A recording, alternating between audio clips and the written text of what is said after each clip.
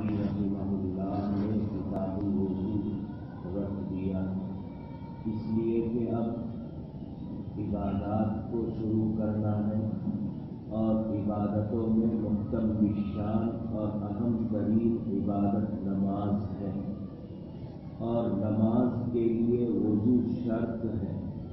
इसलिए इमाम बुखारी ने किताबुल वज़ू रख दिया और अपनी आदत शरीफा के मुताबिक अल्लाह की आयत भी पेश कर दी। अल्लाह की आयत में आया, इज़ा कुंतुम इला सलाति फग़सिलू वुजूहकुम, इरादा करो नमाज का और इरादा करने वाला अगर मुहदिस है तो उस पर लाजिम है कि फग़सिलू वुजूहकुम व अयदियकुम इलल मराफ़िक़, चेहरा धोए, हाथ कोहनियों तक धोए, मसह करे सर का, अर्जुलकुम इलल काबैनी, और पैर धोए टखनों तक। ये आयत दलील के तौर पर इमाम बुखारी ने पेश फरमाई। इस आयत के बारे में ये कहा गया कि इस आयत में वज़ू की असल बताई गई कि वज़ू का क़ियाम और वज़ू की बुनियाद इन चार आज़ा पर मौक़ूफ़ है। चार आज़ा पर एक चेहरा है, दूसरे हाथ है, तीसरा सर है, चौथा पैर है। एक और बात इसमें ये भी बताई गई आयत में कि चार आज़ा में से तीन मग़सूल है और एक ममसूह है। सर का मसाह करेंगे, बाकी तीन आज़ा को धोया जाएगा। बाज़े हज़रात ने वमसहू बिरुऊसिकुम व अर्जुलिकुम की क़िरात भी की है, रिज्ल को मजरूर पढ़ा है। उस एतबार से अगर ज़ाहिर का एतबार करेंगे, जैसे हज़रात शिया या रवाफ़िज़ का अक़ीदा है कि जैसे सर अज़्व ममसूह है ऐसे ही रिज्ल भी अज़्व ममसूह है। उसका जवाब अहले सुन्नत की तरफ से ये दिया गया कि अर्जुलिकुम को अगर आप मजरूर पढ़ते हैं तो ये जर्रे जीवार है और जर्रे जीवार अगर ज़ाहिर के एतबार से अगरचे वहाँ मजरूर है, वो अर्जुलिकुम मजरूर है, लेकिन महल के एतबार से, असल के एतबार से मंसूब है। उसकी मिसाल आयत से पेश की गई कि आयत में दूसरी जगह आया है, इन्नी अख़ाफ़ु अलैकुम अज़ाबा यौमिन अलीमिन या इन्नी अख़ाफ़ु अलैकुम अज़ाबा यौमिन मुहीतिन। ये मुहीत और अलीम जो है ये बज़ाहिर जर है, यौम की मुनासबत से उस पर जर आया है, वरना तो ये असलन अजाब की सिफत है। अजाब अलीम या अजाब मुहीत तो असलन उस पर नसब आना था, जीवार की वजह से, बाजू और पड़ोस में वाक़े होने की वजह से वो मजरूर हो गया। इसी तरह से अर्जुलिकुम को अगर मजरूर पढ़ा जाएगा तो हम ये कहेंगे कि मजरूर पढ़ने की वजह से वो ममसूह अज़ू नहीं बन जाएगा, बल्कि बावजूद जर पढ़ने के उसको मक़सूल समझा जाएगा। तो खुलासा ये है कि तीन आज़ा मक़सूल है, एक अज़ू ममसूह है और वजीफ़ा रिज्ल यानी रिज्ल और पैर का हुक्म ये है कि क़िरात चाहे नसब वाली हो चाहे जर वाली हो, मक़सूल है पैर। क़ाला अबू अब्दिल्लाह व बय्यना नबी सल्लल्लाहु अलैहि वसल्लम अन्ना फ़र्ज़ल वुज़ू'i मर्रतन मर्रतन, और सरकार ने अपने अमल से साबित किया, जाहिर किया कि वज़ू का अदना दर्जा मर्रतन मर्रतन एक एक बार धोना है आज़ाए वज़ू, और आपने एक मरतबे मर्रतैनी मर्रतैनी दो दो बार भी धोए हैं, सलासन सलासन कभी कभार तीन बार भी। तो अदना दर्जा फर्ज का या वज़ू का अदना दर्जा कि वो कि जिससे फर्जियत साबित हो जाए, जिम्मा सर से उतर जाए, एक एक बार धोना है आज़ा को। और कमाल का दर्जा ये है कि आज़ा को तीन तीन बार धोया जाए। تو ان فرض الوضوء مرتن مرتن وتوضأ أيضا مرتين مرتين وثلاثا وثلاثا ولم يزد على ثلاث، اور آپ صلی اللہ علیہ وسلم نے کبھی 3 سے زیادہ بار نہیں دھویا، 3 سے عدد کو زیادہ نہیں کیا، اسی واسطے کہ سرکار سے کسی روایت میں زائد علی الثلاث مروی نہیں ہے۔ کریہ اہل العلم الاسراف فیہ وان یجاوزوا فعل النبی صلی اللہ علیہ وسلم، اہل علم نے وضو کے باب میں اسراف کو پسند نہیں کیا، اور پسند نہیں کیا کہ کوئی شخص سرکار کے سے کرے تجاوز۔ سرکار کا عمل یہ کہ وضو کی فرضیت کو ثابت کرنے کے لیے 1 بار وضو کرو، 1 بار اعضاء کو دھو، اور کمال کا درجہ حاصل کرنا ہے تو ثلاثاً 3 بار دھو لو۔ ولم یزد علی ثلاث، نہیں زیادہ کیا آپ نے اس پر، اس لیے اہل علم نے زیادہ علی الثلاث کو پسند بھی نہیں کیا، اور ان یجاوزوا فعل النبی، طریقہ رسول سے تجاوز کرنے کو بھی پسند نہیں کیا۔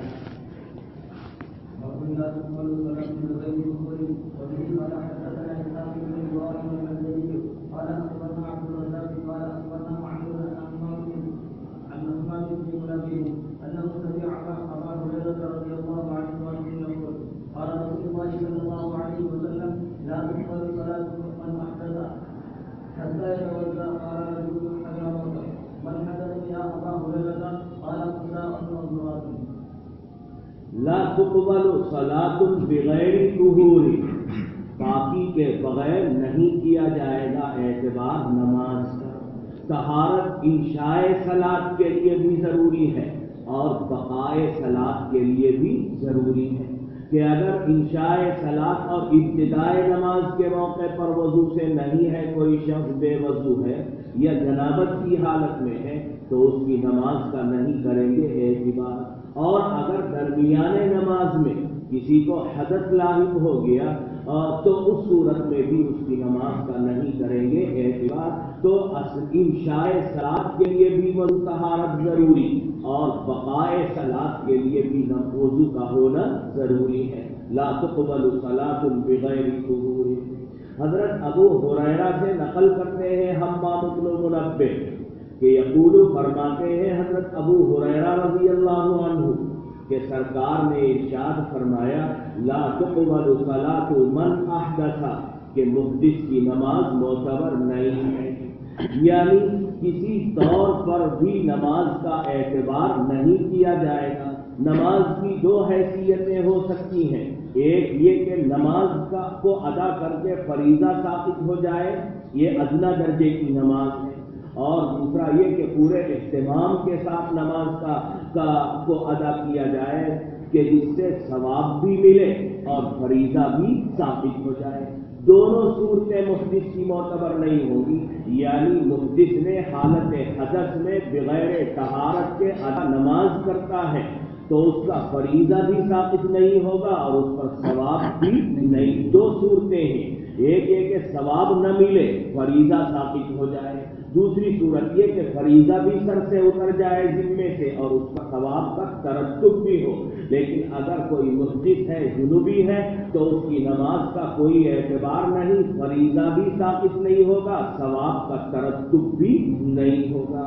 حضرت ابو ہریرہ فرماتے ہیں کہ رسول اللہ صلی اللہ علیہ وسلم نے فرمایا لا تقبل صلاۃ من احدث حتی یتوضأ، یہاں تک کہ وہ کر لے وضو۔ قال رجل من حضرموت، حضرموت کے ایک صاحب نے عرض کیا حضرت ابو ہریرہ سے مل حدث، حدث کسے کہتے ہیں یا ابا ہریرہ؟ قال، تو حضرت ابو ہریرہ نے فرمایا خساء او ذرات، خساء ہے یا ذرات ہے، ہوا کا نکلنا آواز سے یا ہوا کا خارج ہونا بدبو کے ساتھ، دونوں صورتیں ہیں۔ اس کا مطلب یہ نہیں ہے کہ یہی 2 صورتیں نماز کو ختم کرنے والی یا حدث کو لاحق کرنے والی، ایسا نہیں ہے۔ ابو ہریرہ نے اور چیزوں کا ذکر نہیں کیا، اس لیے کہ اور چیزیں عام لوگوں کو یا ان ساری کو معلوم تھی۔ اس کے علاوہ بھی اور صورتیں ہو سکتی ہیں، مثلا کسی کی نماز کے دوران نکسیر پھوٹ جائے تو اس صورت میں بھی وہ محدث ہو جائے گا اور اس کا وضو جائے گا، تو اس کی نماز بھی معتبر نہیں ہوگی۔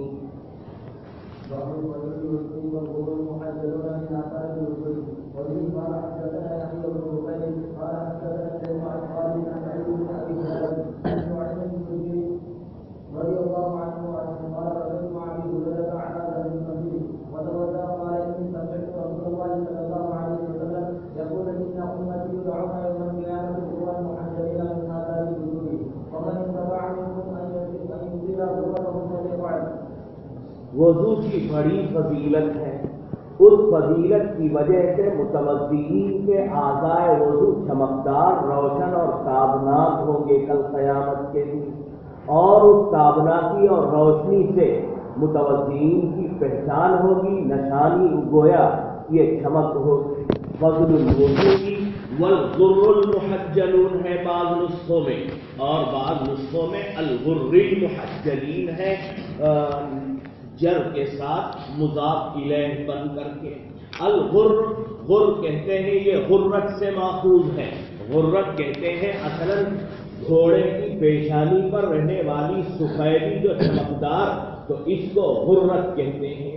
اور تحجیل کہتے ہیں قوام اربع میں چار پیروں میں جو چمک گھوڑوں کے جانوروں کے پائی جاتی ہے، تو گھوڑوں کی پیشانی میں رہنے والی چمک کو غرت اور اس کے پیروں میں رہنے والی چمک کو تحجیل کہتے ہیں۔ ابتداءً یہ گھوڑوں کے لیے استعمال کیا جانے لگا، بعض لوگوں کے خیال کے مطابق اس کو بعد میں اونٹ کے لیے بھی استعمال کرنے لگے لوگ۔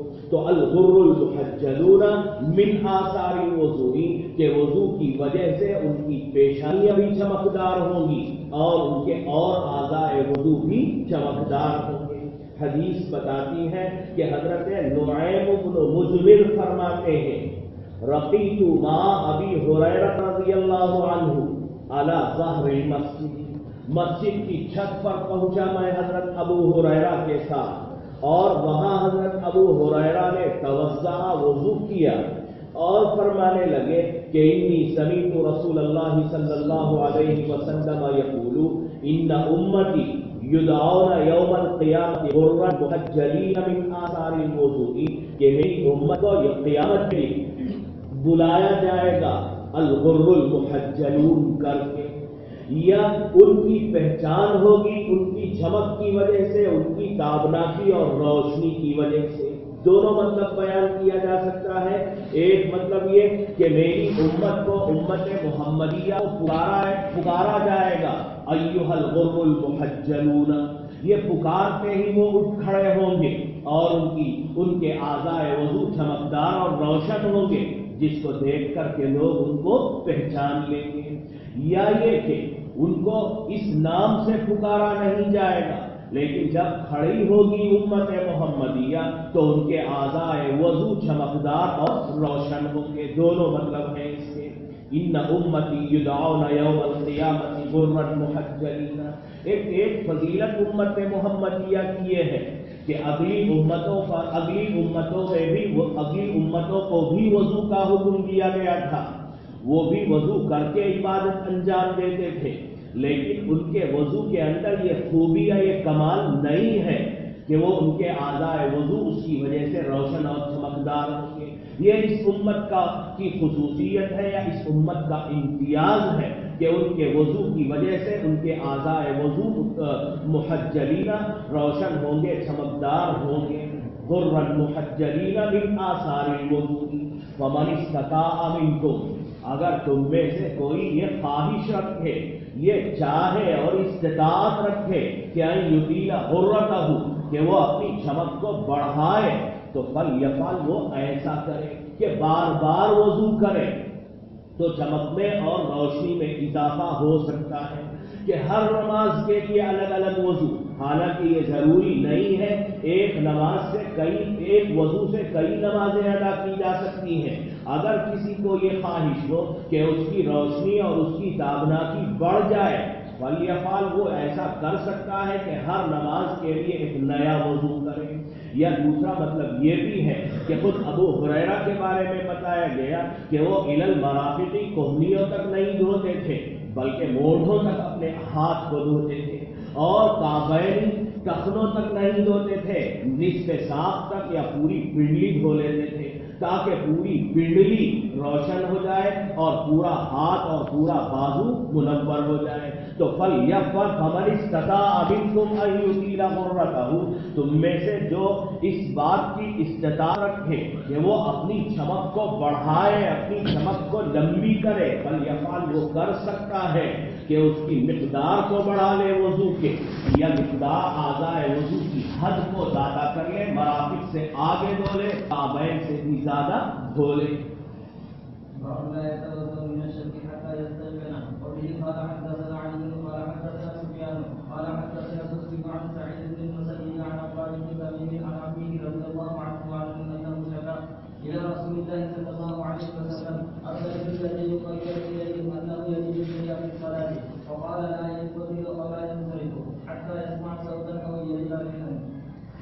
ایک اصول بتاتے ہیں امام بخاری کہ الیقین لا یزول بالشک کی, کہ یقین کو شک ختم کرنے والا نہیں ہے. یقین کو ختم کرنے کے لیے اس سے مضبوط یقین کا ہونا ضروری ہے. لا یتوضأ من الشک, یا لا یتوضأ من الشک, شک کی وجہ سے وضو ختم نہیں ہو جاتا, حتی یستیقن, یا یہ کہ حتی یستیقن, یہاں تک کہ اس شخص کو اپنے وضو کے ٹوٹ جانے کا یقین ہو. نقض وضو کا یقین ہونے تک وضو باقی رہے گا جب تک شک وضو ختم نہیں ہوگا. حضرت عباد بن تمیم اپنے چچا سے نقل کرتے ہیں کہ انہو شکا الی رسول اللہ صلی اللہ علیہ وسلم الرجل الذی یخیل الیہ انہو یجد الشیء فی الصلاۃ, کہ انہوں نے سرکار کی خدمت میں ایک صاحب کا تذکرہ کیا کہ وہ صاحب ایسے کہ الذی یخیل الیہ, جن کو خیال بار بار یا وسوسہ بار بار یہ پیدا ہو جاتا تھا کہ انہو یجد الشیء فی الصلاۃ, کے دوران نماز انہیں کوئی حدث لاحق ہو گیا.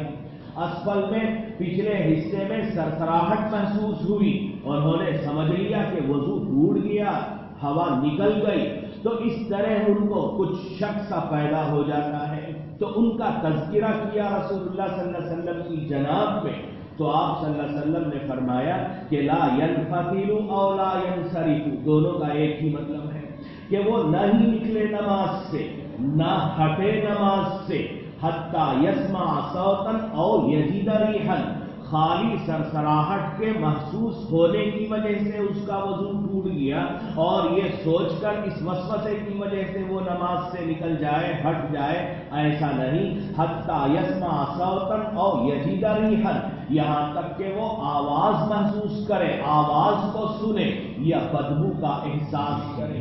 امام حضرت ابو ہریرہ نے اس سے پہلے بتایا فساء او زرات, فساء او زرات کا یہ ترجمہ ہے یسمع صوتا او یجد ریحا, کہ بدبو محسوس کرے یا یسمع صوتا آواز نکلے. تو ہوا اگر آواز سے نکلتی ہے تو یہ بھی ناقض وضو ہے, اور اگر بدبو پھیلتی ہے ہوا کے نکلنے کی وجہ سے, آواز نہیں آتی ہے, تو یہ بھی ناقض وضو ہے. تو جب تک نقض وضو کا یقین نہ ہو جائے طہارت باقی رہے گی, محض شک کی بنیاد پر, گمان کی بنیاد پر وضو ختم ہو جاتا نہیں ہے.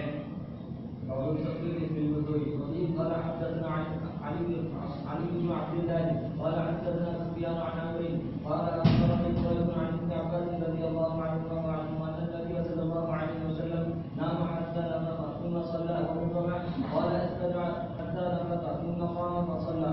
ثم حدثنا به سفيان قال عن فرج عن عمرو عن قريب عن ابن عباس رضي الله عنهما قال بنت عند خالتي ميمونة ليلة فقام النبي صلى الله عليه وسلم من الليل, فلما كان في بعض الليل قام رسول الله صلى الله عليه وسلم فتوضأ من شن معلق جذورا خفيفا يخففه معمر ويقلله, وقام يصلي فتوضأت معمر مما توضأت مما جئت فقمت عن يساره وربما قال سفيان عن شماله فحولني فجعلني عن يمينه ثم صلى ما شاء الله ثم استرجع فنام حتى نام ثم أتى بالمنادي فأذنه بالصلاة فقام معه إلى الصلاة فصلى ولم يتوضأ.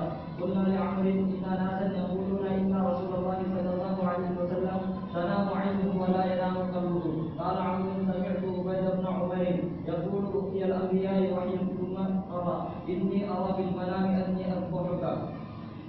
التخفیف فی الوضوء، وضو کے عمل میں تخفیف اختیار کرنا، یعنی مطلب یہ کہ وضو کا عمل اس طرح سے انجام دینا کہ جس سے فرضیت وضو ادا ہو جائے، اور مستحبات اور مندوبات کا اس میں لحاظ اور رعایت نہیں کرنا.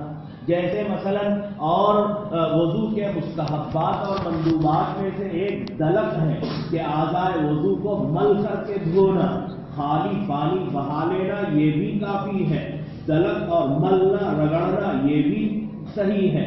تو اگر کوئی شخص محض پانی بہا لیتا ہے تو اس کا وضو اور اس کے ذمے سے وضو کی فرضیت ثابت ہو جائے گی، وضو اس کا معتبر ہو جائے گا. التخفیف فی الوضوء.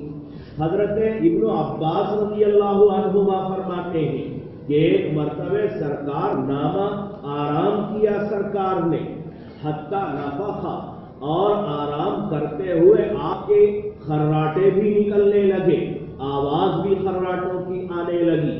پھر بیدار ہوئے، ثم صلی، آپ نے نماز ادا کی. ربما قال ازدجا، نامہ کے بجائے استجا کا لفظ بھی استعمال ہوا دوسرے موقعوں پر.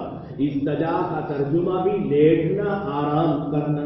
حتی نفخ ثم قام فصلی، پھر نماز کے لیے تیار ہوئے، کھڑے ہوئے نماز ادا فرمائی. اور نیند پہلے نماز پڑھے آپ نے، پھر آرام کیا تھوڑی دیر کے لیے، اور آرام کرتے ہوئے خراٹے کی آواز بھی آئی. دوبارہ بیدار ہو کر کے اسی پہلے وضو پر آپ نے دوسری نماز پڑھی، دوسری نماز کے لیے نیا وضو نہیں کیا. اور ایک روایت ہے کہ حضرت ابن عباس فرماتے ہیں رضی اللہ عنہما کہ بت عند خالتی میمونۃ لیلۃ، کہ رسول اللہ صلی اللہ علیہ وسلم کے اعمال شبیلہ کو، رات کے اعمال کو سمجھنے کے لیے، دیکھنے کے لیے میں نے اپنی خالہ ام المومنین حضرت میمونہ کے یہاں قیام کیا، اور دیکھا میں کہ سرکار آرام کر رہے تھے. تھوڑی رات گزری، قام النبی صلی اللہ علیہ وسلم من اللیل فلما کان فی بعض اللیل، رات کا کچھ حصہ گزرا. قام رسول اللہ صلی اللہ علیہ وسلم، سرکار کھڑے ہوئے، اٹھے، بیدار ہوئے. توضأ من شن معلق، ایک پرانے مشکیزے میں تھا پانی، اس سے آپ نے وضو فرمایا. شن کہتے ہیں مشکیزے کو، چمڑے سے بننے والے مشک کو. شن معلق سے آپ نے وضو فرمایا. وضوءا خفیفا یخففہ امر ویقللہ، بہت مختصر سا وضو، ہلکا پھلکا وضو فرمایا آپ نے. تخفیف بھی ہے اس میں، تقلیل بھی ہے. کمیت کے اعتبار سے تخفیف ہے، نہیں، کیفیت کے اعتبار سے تخفیف ہے، اور کمیت کے اعتبار سے تقلیل ہے. کمیت یعنی آپ نے ہر عضو کو تین بار نہیں دھوئے، ایک بار دھویا. اور تخفیف یہ کہ پوری رعایت مستحبات و مندوبات کی نہیں کی، دلک وغیرہ کا عمل نہیں کیا، اعضائے وضو پر پانی بہا لیا. تو تخفیف کیفیت کے اعتبار سے، تقلیل کمیت کے اعتبار سے، تعداد کے اعتبار سے. اور پھر سرکار نے قام یصلی، نماز کے لیے کھڑے. حضرت ابن عباس فرماتے ہیں توضأ نحوا مما توضأ، جیسے سرکار نے وضو کیا ایسے ہی میں نے بھی وضو کیے، یعنی میں نے بھی تقلیل کا لحاظ رکھا، تخفیف کی رعایت کی. ثم جئت فقمت عن یسارہ، پھر آیا خدمت میں سرکار کی، نماز میں کھڑے ہوئے تھے سرکار، بائیں جانب میں کھڑا ہو گیا. وربما قال سفیان عن یسارہ کے بجائے دوسری جگہوں میں عن شمالہ ہے، دوسری روایت میں. سرکار نے محسوس کیا کہ ایک مقتدی ہے بائیں جانب نہیں اس کو کھڑا ہونا چاہیے. حولنی سرکار نے مجھے ہٹا لیا, پھیرا لیا, اور جعلنی عن یمینہ مجھے پھیرا کر کے میں آپ صلی اللہ علیہ وسلم نے مجھے اپنی داہنی جانب کھڑا کر لیا.